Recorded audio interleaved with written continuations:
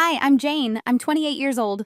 And for most of my life, I carried the title No Child Ever Wants, the family disappointment. While my sister Beverly collected trophies and praise like it was effortless,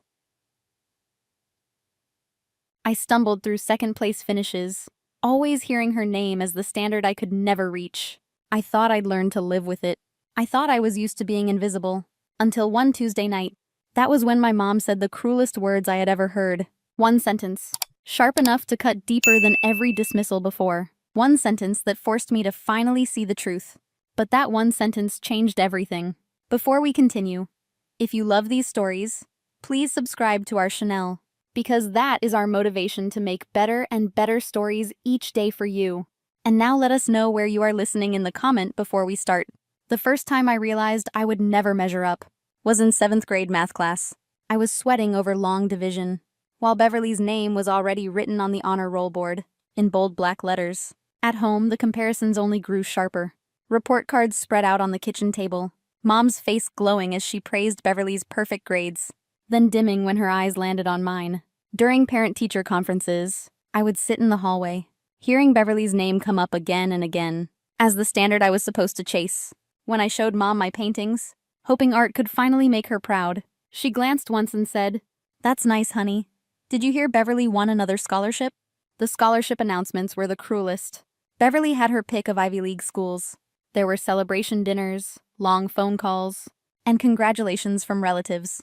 When my community college acceptance arrived, Mom opened the letter with a sigh. "Well, at least you're continuing your education. Community college serves a purpose too, Janet."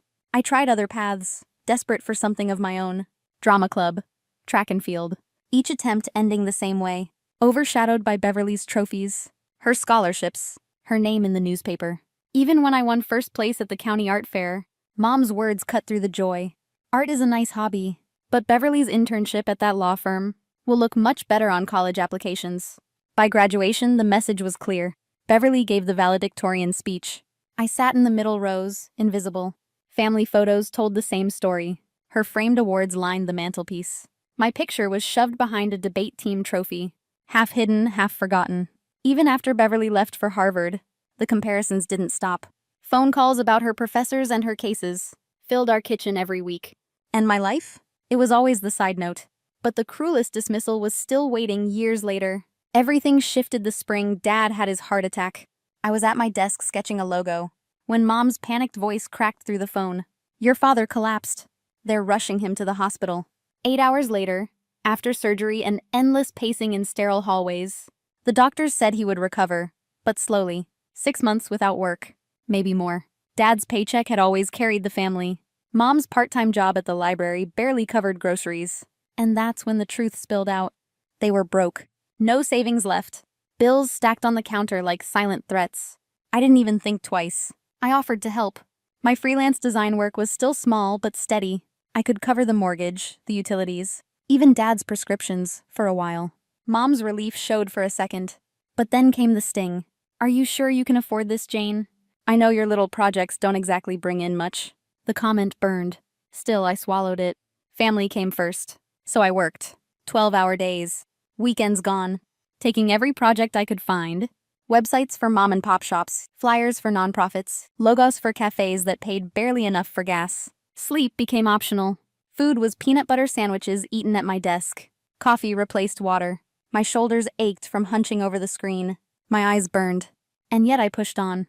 Because stopping wasn't an option. Every month, I handed Mom an envelope with the mortgage check. And every month, she took it without a word. Meanwhile, Beverly was planning her lavish wedding, a Paris proposal, a country club reception, flowers, rings, gowns, costing more than I earned in a year. And Mom? She gushed over every detail, clipping bridal magazines, bragging to neighbors, all while ignoring the fact that her lesser daughter was the one keeping their house from foreclosure. What cut deepest wasn't the money, it was the blindness. The way Mom looked right past my sacrifices, still calling my career those little art projects, still acting like Beverly was the only daughter worth admiring. I started to feel the edges of myself wearing down, exhaustion in my bones, resentment in my chest, and a creeping realization that I could not keep this up forever. And while I kept us afloat, Mom was already planning Beverly's perfect engagement party. The breaking point came during Beverly's engagement party. An elaborate celebration Mom insisted on hosting. Despite our family's financial struggles, and despite the money I had already poured into keeping the house afloat, Mom hired caterers, rented linens, and turned the backyard into a glittering stage for Beverly's success.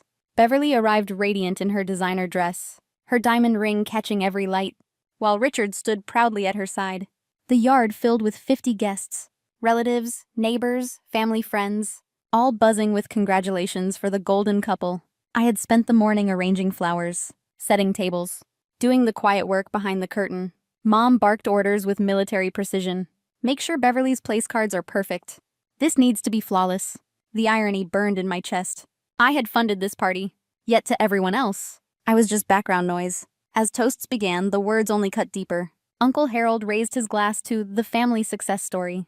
Aunt Margaret gushed about Mom's pride in her exceptional daughter. I clapped politely from the back, applauding Beverly's spotlight while standing in the shadows. And then came the moment that shattered me. Mrs. Coleman, our neighbor, asked about both daughters. Mom's answer sliced like a knife. Beverly is thriving, partner track at the firm, engaged to this wonderful man, planning the most beautiful wedding. Janet? Well, Janet is still figuring things out with her little art projects. Laughter rippled politely. Heads nodded with sympathetic smiles. And I wanted the ground to swallow me whole. The daughter keeping the lights on and the bills paid was painted as a hobbyist, an afterthought, a disappointment. Later, while cleaning up, Mom kept glowing. Wasn't Beverly radiant tonight? Richard's family was so impressed. This is exactly the kind of celebration she deserves. Not one word about the sacrifices I had made. Not one acknowledgement that without me, this night wouldn't even have been possible. By then, my exhaustion was no longer just physical. It was emotional. It was spiritual. I was working myself to the bone for people who couldn't even see me. And the little girl who had always begged for approval was reaching her limit. And when Mom finally spoke the cruelest words of all, something inside me broke wide open. The confrontation came 3 days later, on a Wednesday evening. I stopped by with the mortgage payment, nearly half my income. The 4th month in a row, Mom sat in the kitchen, flipping through Beverly's wedding magazines. She barely glanced at me. The Riverside Country Club has an opening, she said. They can host 300 guests. It's perfect for Beverly. Exactly what she deserves. The math hit me hard. The venue cost more than I had given them in months. One night for Beverly, while I worked myself raw to keep this house standing. Then Mom looked at me. You should really take better care of yourself, Jane. Look at Beverly, so put together. And this freelance thing, it's been years, and you're still struggling. Maybe it's time to accept reality. Her words cut deep. The irony burned. My struggles came from carrying them, yet she still couldn't see it. Then came the blow I'll never forget. I just don't understand why you can't be more like your sister. You'll never be as good as Beverly, Jane. 28 years of doubt turned into one moment of clarity. I stared right at her, then asked her to pay your bills. She froze. Color drained from her face. The fantasy she built around Beverly was cracking in real time. You heard me, I continued. Ask Beverly to cover the mortgage. Ask her to pay Dad's medical bills. Ask her to handle the utilities. The things I've been paying. The magazine slipped from her hands. She stammered. I didn't realize. You didn't want to realize, I shot back. Every time I handed you a check, every time I said I was working extra hours, you chose not to see it. Because in your mind, I could never measure up. I pulled out my phone, scrolling through receipts. March mortgage, my money. April utilities, my money. Dad's prescriptions, my money. Even the catering for Beverly's engagement party, my money. Her tears started falling, but I couldn't stop. Do you know what it's like to sacrifice everything? For parents who treat you like you're worthless? To drain my savings, while you brag about the daughter, who wasn't even here? Mom broke down sobbing, finally admitting Beverly knew nothing, that she hadn't told her, because she didn't want to ruin the perfect image. I shook my head. That fantasy was paid for by me. For the first time, Mom truly saw me, not the lesser daughter, but the one who had carried this family. And from that night on, nothing between us would ever be the same. The weeks after that night felt different. The air in the house had shifted. For once, silence didn't feel like erasure. It felt like space.